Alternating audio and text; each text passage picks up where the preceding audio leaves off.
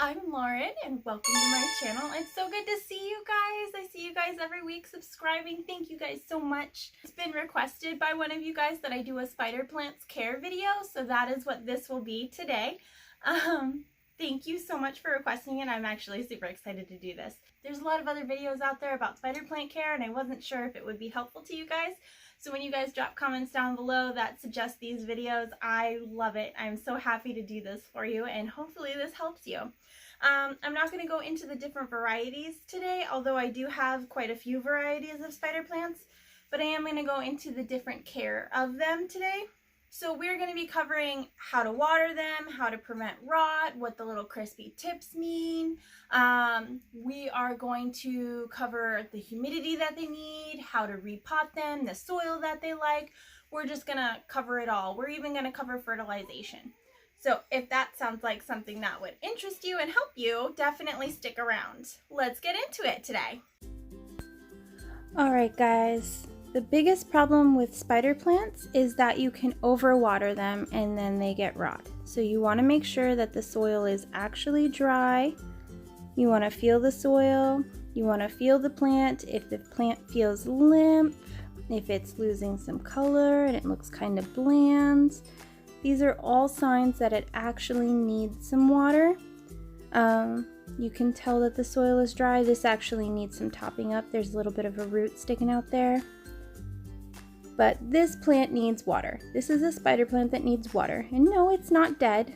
It'll perk right back up, so you don't have to panic. But you want to make sure that these things are happening before you give it water to prevent rot and overwatering.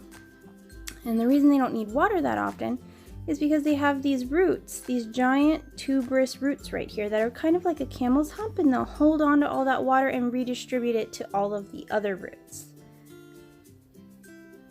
And we're just going to give this guy some water. You can top water, you can bottom water, as long as it's not going to be sitting in a giant puddle and there is some drainage, you're good. And see, it perked right back up. Within 24 hours, it's right back to normal. I do like to fertilize these plants with worm castings because they'll get crispy tips if we use a chemical fertilizer. There's two ways to do it. You can just plop them on the top here. I'm just going to top this pot off since that root was kind of exposed. And I'll just spread it around here. And then I'll water it in really good. You can also water with a worm castings tea, or you can mix it in with your soil when you're potting up. Then you just want to stir it in. Stir, stir, stir. Mix, mix, mix. And I like to add perlite to make the soil more well draining, and that will also prevent rot. So as long as there is some soil in there so that your plant can absorb some of that moisture and have its little tubers suck up some of that. And then when you're going to repot one of these, they like to be pot bound. They like to be tight in there. So you want to check the bottom. You want to see if they have any roots sticking out. These are clearly overgrown roots. I'm going to have to tear some of these roots to get it out. And it's very, very stuck in the pot. The tubers will actually cling to the sides of the pots sometimes. So it's kind of hard to get them out. But this is a very root bound spider plant. And this will be really happy in a new pot. You do not want to go up a large pot though. You want to stick with one that's just one size bigger. And you can see it's very tightly wound. And you can smash these roots and kind of untangle them if you want. I prefer not to. It takes longer for the plant to heal up and start pushing out new growth in my opinion. So I don't do it unless there is some reason to do so. But this plant is clearly thriving and there's no need to do any damage. You can see it's got some feeder roots. It's got a lot of green growth. It's good. So I just went up the one little pot size and I'm just going to put some of this mix in the bottom. I could have more soil, more worm castings in it. This is just kind of a random mix, but as long as there is some drainage, it'll be fine. We're just going to put all of this on here. There's no need to do any damage to it. Just trying to give it more space to grow essentially, and then refreshing the soil a little bit so that it gets some extra nutrients.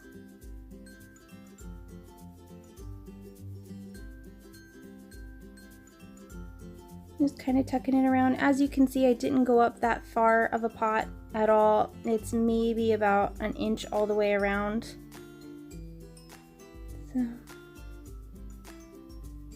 and just put it in a cache pot, and I'll give it a good watering, and it's happy. Here is a plant that needs light. It was stuck in a very low light situation, and it did not get to absorb the nutrients that it needed from the sun. So it has become chlorotic, where it doesn't have a lot of green. It's faded quite a bit. So this needs a higher light situation than what I was giving it, which was no light. But for the sake of examples. And then I watered it, put it in better lighting, and here it is just a couple weeks later. Happy, lush, fully green. Sometimes the simple things are the easiest things, and that's what makes them happy. They're very easy care plants if we can just meet the basics.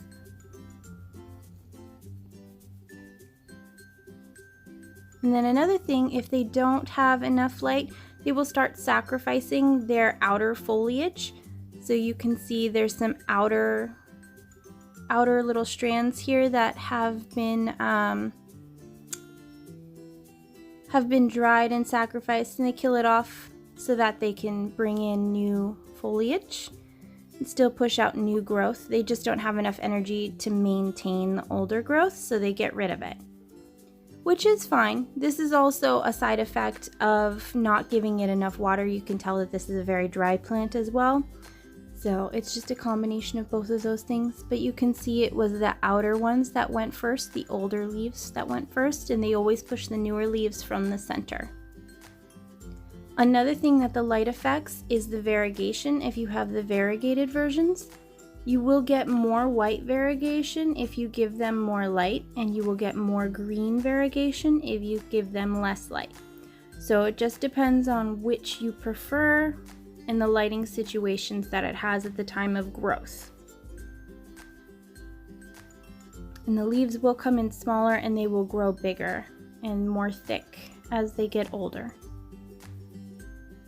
And you can see some sunspots on the white there, and that's okay. That just means that I put it in too bright of a situation. And that's okay, that happens sometimes too. And this one you can tell that it had a very little bit of light.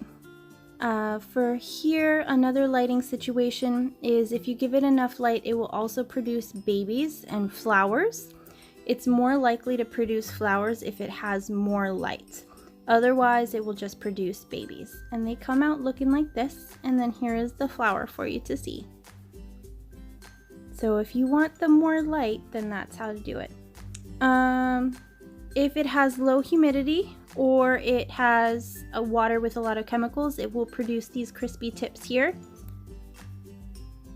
And then if it is overwatered, it looks like this. You'll see a little bit of a yellow ring in between the brown and the green. And that's what happens when it gets overwatered before it starts killing off a lot. And in order to get actual real humidity, please do not mist your plants. Actually use a humidifier or a pebble tray or something along those lines to make real evaporated water that's going to stick around and not cause bacterial and fungal issues for you. And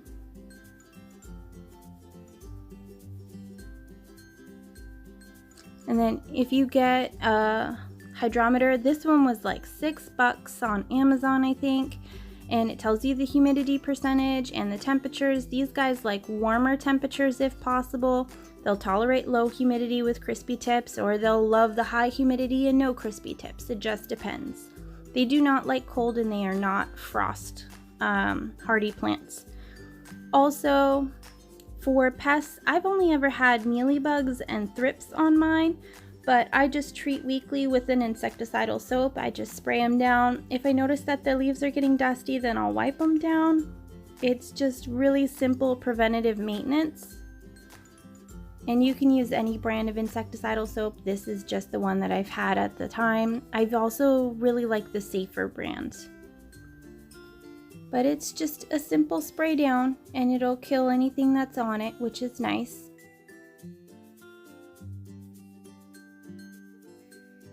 Alright guys, don't forget to drop a like and comment down below. Let me know what other videos you would like to see. Hopefully this helped you today.